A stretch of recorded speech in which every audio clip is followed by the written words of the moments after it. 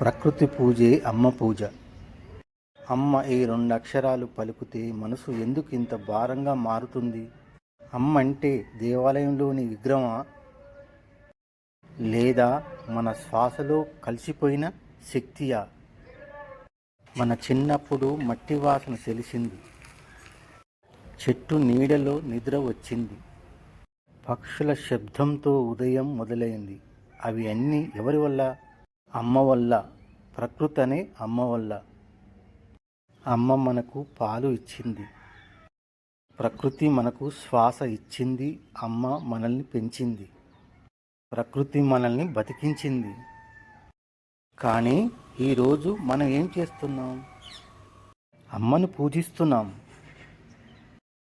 కానీ ఆమె రూపమైన ప్రకృతిని నాశనం చేస్తున్నాం. ఒక చెట్టును చూడండి, ఏమీ అడగదు, నీడ ఇస్తుంది, ఫలము ఇస్తుంది, గాలి ఇస్తుంది. అమ్మ కూడా అంతే, మన తప్పులు లెక్క పెట్టదు. చెట్టు నరికితే అది కేవలం కలప కాదు, అమ్మ చేతిని కోసినట్టే.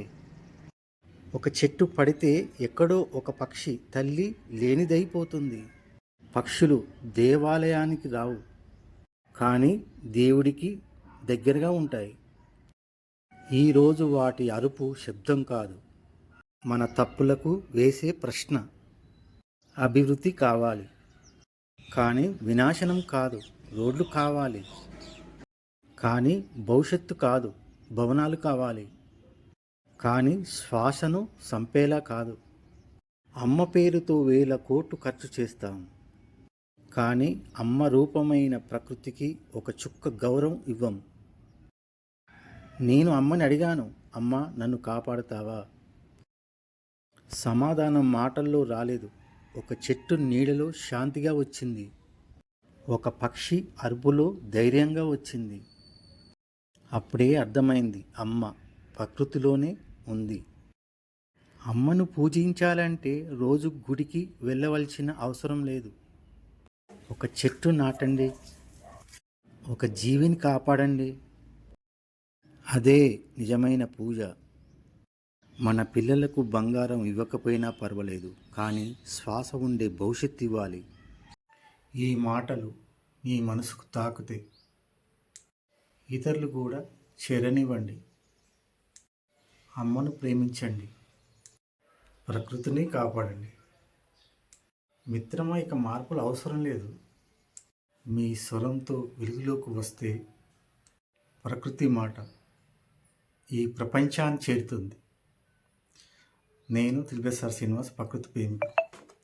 నాకు ఒక వీడియోలో ఒక బ్రదర్ చెప్పాడు, ఆ ఎమోషన్ వీడియో, అది లవ్ గురించి. నా కోసం అయితే చనిపోతా, కానీ మీ డబ్బుల కోసం అయితే చనిపోను అని అన్నాడు. కానీ లైక్ షేర్ల కోసం నేను ఇంకా చేసేది. ప్రకృతి మాత అంటే నాకు ఇష్టం. నా ఛానల్ కాపాడుకోవడం, మంచి మంచి వీడియోలు చేయడం, అంతేగాని మీ మనసును బాధ పెట్టాలని అలాంటి ఉద్దేశపరంగా నా ఏ వీడియోలు లేవు. అంతే, మీరు అలాంటి ఫీలింగ్స్ పెట్టుకోకండి. కాకుంటే మీకు సపోర్ట్ ఇవ్వంటే ఇస్తాను, అంతవరకే. ప్రకృతి మాత అంటే నాకు చాలా ఇష్టం. తన గురించి ఎక్కువ చేయడం నాకు అలవాటు, అంతే. కానీ వేరే రకంగా అలా అనుకోకు మిత్రమా. మీరెవరో నాకు తెలియదు, కానీ నాకు తెలుసో తెలియదో నాకు తెలియదు. మీరు ఆ మాట మాత్రం అన్నారు. బాయ్.